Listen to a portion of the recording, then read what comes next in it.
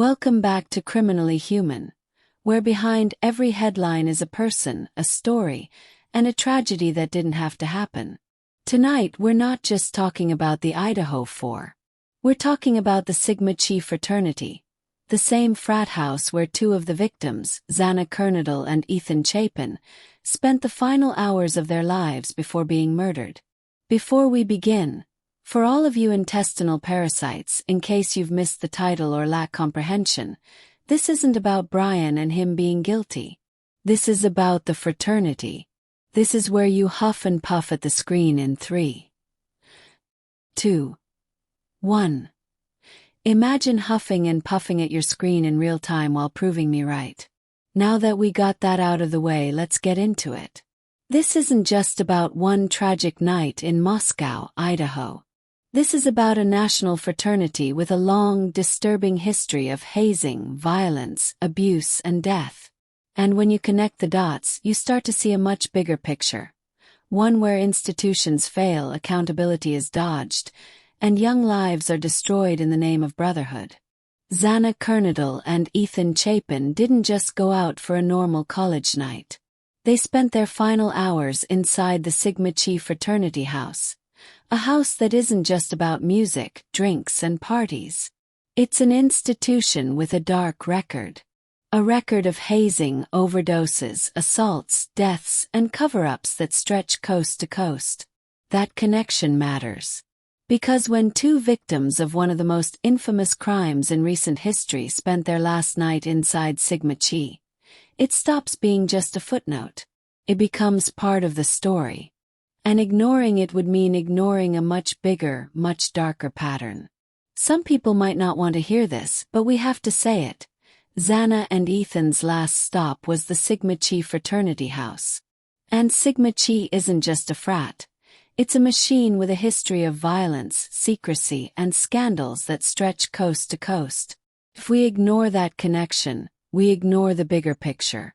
On the night of November 12, 2022, Xana Kernodle and Chapin attended an event at the Sigma Chi fraternity house in Moscow, Idaho. They arrived around 9 p.m. and stayed until about 1:45 a.m. And then hours later, they were murdered alongside their roommates, Madison Mogen and Kaylee Goncalves, in their off-campus home. This fraternity connection is often treated as just a piece of the timeline, a stop in their final hours. But ignoring it would be a mistake. Because Sigma Chi isn't just another party house. Across the country, it has a long, bloody trail of scandals, lawsuits, hazing rituals, overdoses, sexual assaults, and even deaths. So the fact that two Idaho 4 victims spent their last night inside one of these houses raises questions most people don't want to ask. Sigma Chi markets itself as one of the largest and most prestigious fraternities in America. Founded in 1855, with more than 244 active chapters and hundreds of thousands of members, it's a powerhouse. But peel back the Greek letters and polished alumni donations, and you'll find a fraternity soaked in scandal. Sigma Chi's public motto is in hoc signo vinces. In this sign you shall conquer. On the surface, it's about Constantine's holy vision before battle. But in practice, that conquest has looked less like honor and more like conquering lives, families, and justice itself. Their badge, a white cross, supposedly a symbol of purity and ideals. But how pure is a legacy littered with overdoses, hazing deaths, rape allegations, and cover-ups? That cross doesn't symbolize purity. It symbolizes how easily institutions wash blood off their hands when it's done in the name of tradition. And those founding ideals: friendship, justice, and learning. The truth. Friendship means silence. Justice means protection for the frat, not the victims. And learning. The only thing their teaching pledges is how much pain, humiliation, or risk it takes to prove loyalty. So while Sigma Chi hides behind Greek letters and polished words, the reality is darker. A machine of silence and scandal, dressed up in the language of honor. Let's walk through some of the darkest chapters in Sigma Chi's history. 2008 San Jose State University. The death of Gregory Johnson Jr. Gregory, a 20-year-old black student, was found hanging in the basement of the Sigma Chi house. The coroner ruled it a suicide. But his family never bought that story. They pointed to suspicious injuries, blood on his belongings, and what they saw as a cover-up. His mother said police treated her with disrespect and failed to investigate properly. No arrests were made. The case was left to rot for years until activists forced San Jose State to re-examine it in 2023. But even after reopening, there has still been no accountability. That's not justice, that's burying the truth. 2008 to 2010, Arizona State University. Rape lawsuit and probation. At ASU, Sigma Chi was already on probation nearly non-stop for hazing and alcohol violations. Then came a lawsuit that exposed just how dangerous the frat culture was. A woman said she was drugged and raped during a Sigma Chi toga party, waking up bruised, bleeding, and missing belongings. She begged ASU police for a rape kit and a drug test. They refused. The lawsuit accused the university of ignoring her cries for help. The case was dismissed, the fraternity denied responsibility, and no one was ever arrested. Once again, a woman's trauma was minimized to protect the frat's image. 2015 LSU, drugs, hazing, and a student death. In Baton Rouge, Sigma Chi made headlines again when a member, Sawyer Reed, died of a suspected heroin overdose. The chapter was already facing hazing complaints and drug-related rumors. LSU finally had enough. The university permanently revoked Sigma Chi's charter. This was one of the rare times an entire chapter was wiped off campus. But even then, no criminal arrests followed. Another young man dead, another chapter closed, and the same pattern. No accountability for individuals, just a reset button for the fraternity. 2013 to 2019 Nebraska, Tennessee, and James Madison University. Hazing hell. In Nebraska, pledges were forced to drink Tabasco until they vomited. At Tennessee and JMU, pledges endured beatings, forced drinking rituals, and humiliating hazing that crossed the line into abuse. The outcome: several chapters were suspended. A few members faced misdemeanor hazing charges. Most pled guilty, paid small fines, or walked away with slaps on the wrist. The fraternities reopened, business as usual. Lives risked for brotherhood, but no one truly held accountable. 2024 College of Charleston. Torture-level hazing lawsuit. A family from Greenville County filed a lawsuit describing Sigma Chi hazing as literal torture. Their son was forced to binge drink, screamed at, hit, and humiliated in front of other members. Videos and photos allegedly showed condiments poured on pledges crawling on the ground, and dangerous stunts meant to break them. The family is suing for over $10 million. The case is still active. The fraternity denies everything. And still, no one has been arrested. 2025 University of Central Florida. Pledges used as crash test dummies. At UCF, pledges reported being forced to stand in front of moving cars while frat members drove at them. One pledge said his bones were broken in the hazing. This isn't a prank. This is attempted manslaughter dressed up as initiation. UCF suspended the chapter immediately, and police confirmed they were investigating felony hazing. As of now, no arrests have been made. Just another investigation hanging in the balance. 2025 University of Georgia. Filmed hazing and abuse. At UGA, Sigma Chi faced scrutiny after videos leaked of pledges being forced into extreme binge drinking, humiliation rituals, and abusive behavior caught on tape. The fraternity's activities were frozen pending investigation. Once again, no arrests reported. Once again, accountability paused, not delivered. Fraternities loved to sell the myth of brotherhood, loyalty, tradition, bonds for life. But look closer at Sigma Chi, and you'll see a system that protects itself no matter the cost.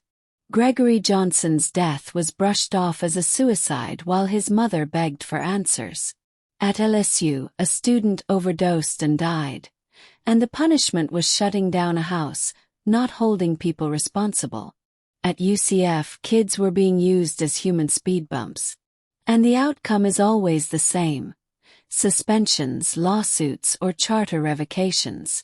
But rarely arrests, rarely jail time, rarely justice.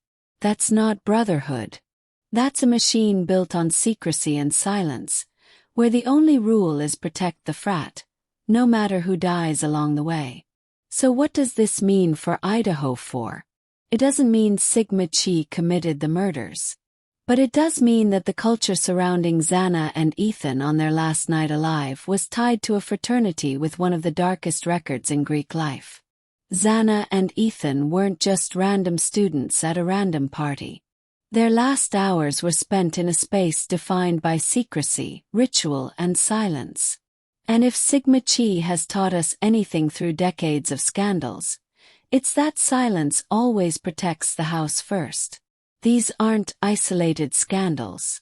This is a national pattern of hazing, abuse, death, lawsuits, and cover-ups. And when we see two victims' final hours connected to Sigma Chi, it demands that we at least recognize the environment they were in. An environment where silence and protection of image matter more than accountability or truth. The Idaho 4 murders were already a tragedy.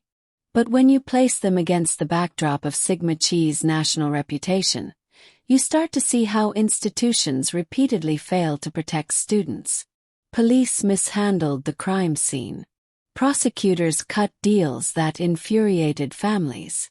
Universities protected fraternities instead of victims.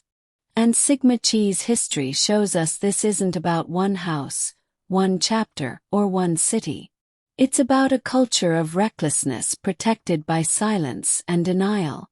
Xana and Ethan's deaths weren't caused by Sigma Chi, but the fact that they were inside that machine on their final night should haunt us.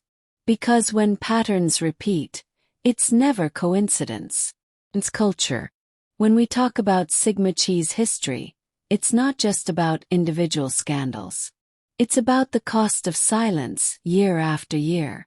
Universities depend on fraternities for money, alumni donations, and prestige. Police departments rely on them to avoid messy headlines that make the town look unsafe. And prosecutors know that going hard after well-connected young men with wealthy families doesn't always pay off in court. So what happens? Hazing deaths get called accidents. Overdoses get written off as poor personal choices. Lawsuits get settled quietly. And the fraternity keeps recruiting the next class of pledges like nothing happened. Look at San Jose State again. Gregory Johnson's death didn't just devastate his family. It exposed how quickly an institution can decide a young black man's life is expendable. His mother has said repeatedly that she believes racism and indifference played a role in how the case was handled. Instead of transparency, she got silence. Instead of justice, she got excuses.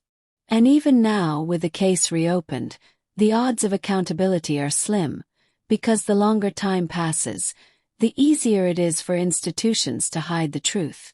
Or take the women who spoke out against Sigma Chi at Arizona State. Imagine surviving that trauma, filing a lawsuit, demanding justice, and being told the evidence wasn't strong enough because the very people who should have collected it refused to do their jobs. The lack of a rape kit, the lack of drug testing, wasn't just negligence, it was protection. Protection for the fraternity. And betrayal for the victim.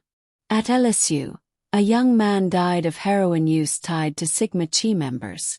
A charter was revoked, But how many families knew that meant the same fraternity could pop up again under another name at another campus? That's the cycle. Shut them down here, let them flourish somewhere else. The system doesn't care about reform. It cares about appearances. And this brings us back to Idaho. When you understand how Sigma Chi has operated across the country, it's impossible not to wonder what roles silence, secrecy, and self-protection played in Moscow. Did anyone at the fraternity house see something that night? Did anyone hear something? Was anyone questioned as thoroughly as they should have been? We don't know. But what we do know is this. History tells us fraternities don't talk. They close ranks. They protect the house. And that silence has cost lives before.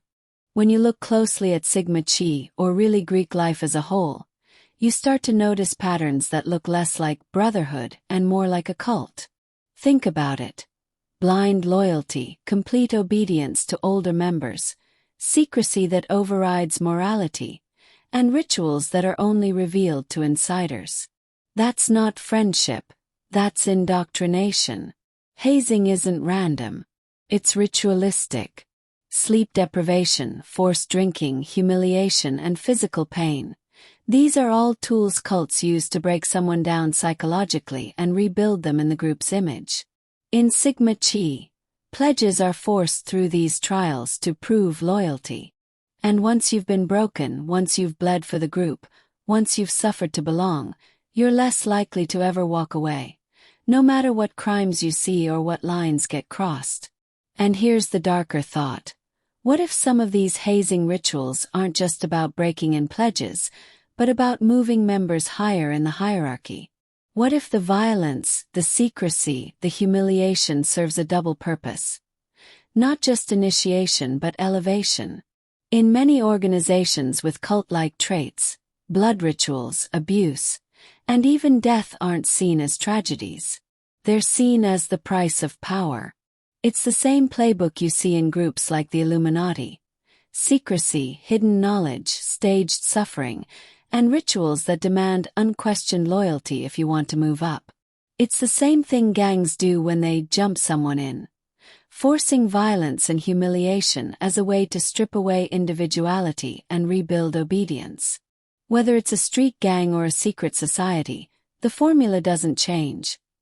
Break the person down, demand silence, then reward the ones who play by the rules with status, protection, and power. So when you look at fraternities like Sigma Chi, the parallels are undeniable. The rituals, the secrecy, the unquestioned obedience. It's cult-like, it's systemic, and it's dangerous. Now bring this back to Idaho. Xana and Ethan spent their last hours inside that Sigma Chi house. We don't know what went on that night. We don't know who saw what. But we do know this. Fraternities thrive on silence, secrecy, and loyalty above all else. And when you combine that with a culture of ritualized violence, the line between initiation and something much darker gets very blurry. So here's what we're left with. A fraternity with more scandals than it has chapters, a culture where silence is the rule, and a track record where death, real trauma, and abuse are written off as the price of tradition. Gregory Johnson's family still has no answers. Women at Arizona State were denied basic evidence collection. Parents in Charleston are still fighting for justice in court. And all the while, Sigma Chi insists it's about brotherhood and honor. But honor doesn't look like broken bones from hazing. Brotherhood doesn't look like overdoses in frat houses.